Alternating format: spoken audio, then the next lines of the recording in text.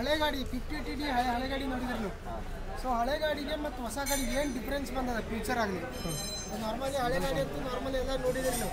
ಯಾಕೆ ಇರ್ಬೇಕು ನಿಮ್ಮದು 8+4. ಸೊ 8+4 ಯಾವ ಥರ ಕ್ಯಾಲ್ಕುಲೇಷನ್ ಆಗ್ತಿರೋದು ನಿಮ್ಗೆ ಗೊತ್ತದ. ಹೌದಾ, ಎಬಿಗೆ ಎಗೆ 4 ಬಿಗೆ 4. ಸೊ ಈ ಕಡೆ 6 ತೊಗೊಂಡ್ರೆ 1 2 3 4 ಬರುತ್ತೆ.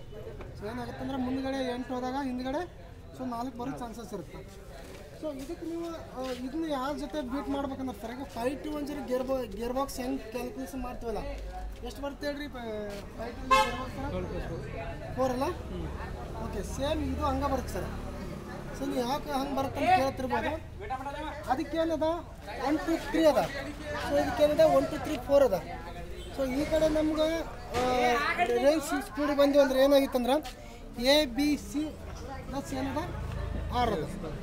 ಓಕೆ, ಇದರಲ್ಲಿ ಏನಾಗುತ್ತೆ ಸರ್, ಏನು ಬಿನ ಏನಾಗುತ್ತೆ ಅಂದ್ರೆ ನಮ್ಗೆ ಲೋ ಮೀಡಿಯಮ್ ಅಪ್ಲಿಕೇಶನ್ ಏನು ಇಂಪ್ಲಿಮೆಂಟ್, ರೋಟಾವೇಟ್ರ್, ಸೊ ನೇಗ್ಲಿಗೆ 5 ನೇಗ್ಲಿಗೆ ಈ ಥರ ಸಿ ಪ್ಲಾಟ್ಫಾರ್ಮ್ ಎದಕ್ಕೆ ಕೊಟ್ಟಿವಿ ಅಂದ್ರೆ ಸೊ ಹೆವಿ ಸ್ಪೀಡ್. ಓಕೆ, 5-2-1 ಇದಕ್ಕೆ ಡಿಫ್ರೆನ್ಸ್ ನೋಡ್ಬೇಕಾದ್ರೆ ರೇಂಜ್ ಸ್ಪೀಡ್ ಸೇಮ್ ಬರುತ್ತೆ ನಿಮಗೆ. Okay, gear range speed. So ಅದಕ್ಕಿಂತ ಮುಂಚೆ ಈಗ ಹಳೆ ಗಾಡಿ ಇದಕ್ಕೆ ಏನು ಚೇಂಜಸ್ ಆಗಿತ್ತು ಅಂತ ನಾನು ಹೇಳ್ತೀನಿ ಸರ್ ಇಲ್ಲಿ. ಸೊ ಈಗ ನೋಡ್ತಿರ್ಬೋದು ಸರ್, ನಾವು ಹಳೆ ಗಾಡಿಗೆ ಏನಿತ್ತು ಸರ್, ಈ ಗಾಡಿ ಏನು ಚೇಂಜಸ್ ಮಾಡ್ಯಾನ ನಾರ್ಮಲಾಗಿ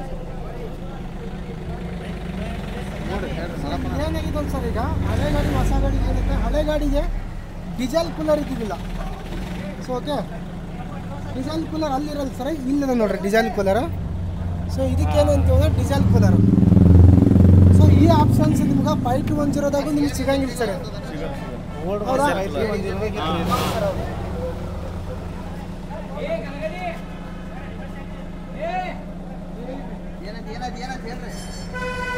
ಸರ್ ಬರೀ ಇದು ಡೀಸೆಲ್ ಕೂಲರಿಂದ ಏನು ಯೂಸ್ ಆಗುತ್ತೆ ಗೊತ್ತಂತ ಸರ್. ಈಗ ನಾರ್ಮಲ್ ಆಗಿ ಡೀಸೆಲ್ ಕೂಲರ್ ಇರೋದ್ರಿಂದ ಏನಾಗುತ್ತೆ ಅಂತ ಸರ್, ನಮ್ಮ ಟ್ಯಾಕ್ಟ್ರಿ ಎಷ್ಟು ನಮ್ಗೆ ಕೋಲ್ಡ್ ಬೇಕಲ್ಲ ಡೀಸೆಲ್, ಎಷ್ಟು ಹೀಟ್ ಆಗುತ್ತಲ್ಲ ಅಷ್ಟು ಮೈಲೇಜ್ ಕೊಡಲ್ಲ. ಎಷ್ಟು ತಂಪಾಗಿ ಇರ್ತದಲ್ಲ ಸೊ ಏನಾಗುತ್ತೆ ನಮ್ಮ ಗಾಡಿಗೆ ಕೊಡುತ್ತೆ ಮತ್ತು ಮೈಲೇಜ್ ಬರುತ್ತೆ.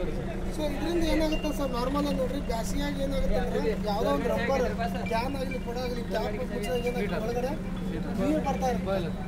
ಸೊ ಅದು ಇದಕ್ಕೆ ಏನಾಗುತ್ತೆ ಅಂದರೆ ನೀರು ಬರೋ ಚಾನ್ಸಸ್ ಇರಲ್ಲ. ಯಾಕಂದರೆ ಕೋಲ್ಡನ್ನ ಒಳಗಡೆ ಟ್ಯಾಂಕಿನ ಏನಾಗುತ್ತೆ ಅಂದರೆ ಕೋಲ್ಡಾಗಿ ನಮಗೆ ಇದು ಚಾನ್ಸಸ್ ಜಾಸ್ತಿ 99% ಏನು ಬರೋದಿಲ್ಲ.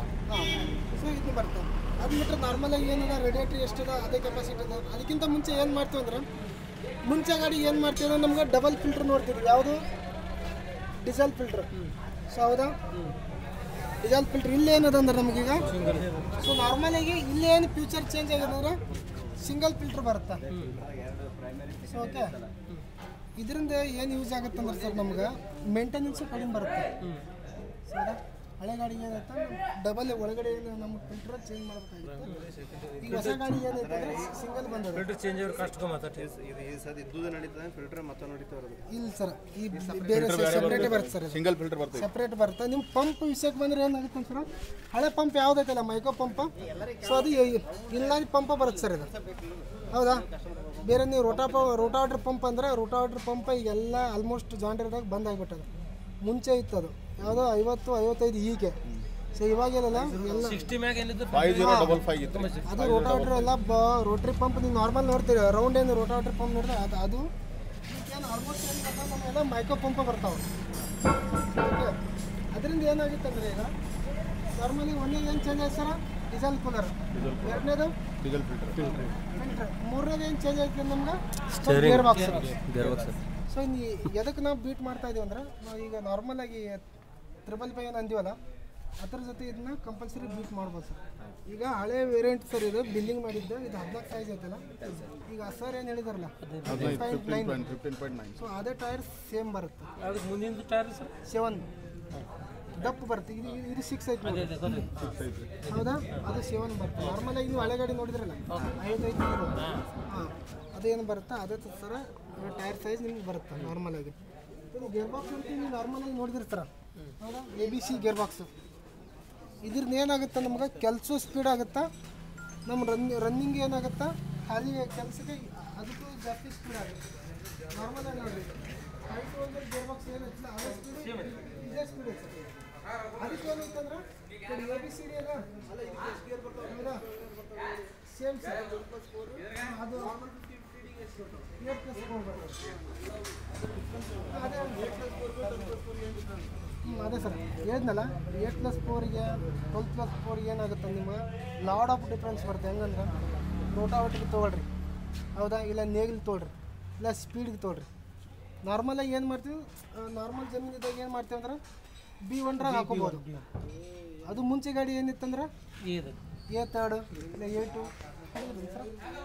ಏನು ಗೊತ್ತದ ಕಸ್ಟಮರ್ ಕೇಳಿದ್ರೆ ಏನು ಹೇಳ್ತೀರಿ V1 V2 ಸರ್ ಎರಡು 55 ಡಿ ಅದ ಸರ್ ನಿಮ್ಗೆ ಇದಕ್ಯಾಕೆ V2 ಕೊಟ್ಟಿರಿ ಸರ್ ಇದಕ್ಯಾಕೆ V1 ಕೊಟ್ಟಿದ್ರಿ ಸೊ ಇಲ್ಲಿ ಹೆಂಗೆ ಚೇಂಜಸ್ ಆಗುತ್ತೆ ಒಳಗಡೆ ಟೀತ್ ಹಲ್ಲು ಇರುತ್ತಲ್ಲ ಹಲ್ಲು ಸೊ ಅದು ಚೇಂಜಸ್ ಆಗುತ್ತೆ ನಾರ್ಮಲಾಗಿ ಸ್ಪೀಡಿಗೆ ಅದು ನಮಗೆ ನೋಡ್ಬೇಕು ಎರಡು ಗಾಡಿ B1 ಹಾಕೊಂಡು 1500 RPM ಇಟ್ಟು ಹೊಡೆದ್ರೆ ಸೊ ಅಲ್ಲಿ ಏನಾಗುತ್ತೆ ರೋಟಾವೇಟರ್ ನಿಮ್ಗೆ ಸ್ಪೀಡ್ ರೇಂಜ್ ಜಾಸ್ತಿ ಬರುತ್ತೆ V1 ಸ್ಲೋ ಆಗುತ್ತೆ ಸೊ ಇಷ್ಟ ಡಿಫ್ರೆನ್ಸ್ ಅಂದರೆ ಎರಡು ಅಲ್ಲಿ ಏನಾಗುತ್ತೆ ಡಿಫ್ರೆನ್ಸ್ ಇದ್ದಿರ್ತಾವೆ ಪ್ಲಸ್ ಬರ್ತಾವಲ್ಲ ಸರ್ ವ್ಯಾಲ್ಯೂ ಪ್ಲಸ್ ಅಂದ್ರೆ ಅದು ಬೇರೆ ಸೆಂಟೆನ್ಸ್ ಸರ್ ಡೀಸೆಲ್ ಪ್ಲಸ್ ಉತ್ಪಾದನೆ ಪ್ಲಸ್ ಸೊ ಇದು ಏನಾಗುತ್ತೆ ಅಂದ್ರೆ ಅದು ನಾರ್ಮಲಿ ವ್ಯಾಲ್ಯೂ ಪ್ಲಸ್ ಅಂತ ಕೊಟ್ಟಿರ್ತೀವಿ ಸರ್ ಅದು ಹಳೆ ಗಾಡಿಗೆಲ್ಲ ಇತ್ತು ಈಗೆಲ್ಲ ಗೇರ್ ಪ್ರೋ ಅದು ವ್ಯಾಲ್ಯೂ ತೆಗೆದು ಗೇರ್ ಪ್ರೋ ಅಂತ ಕೊಡ್ತಾ ಇದೀವಿ ನಾರ್ಮಲಾಗಿ ಹೈಡ್ರಾಲಿಕ್ ಸಿಸ್ಟಮ್ ನೋಡ್ರಿ ಆ ಹಳೆ ಗಾಡಿಗೆ ಇರುತ್ತೆ ಅದು ಸೇಮ್ ಅದ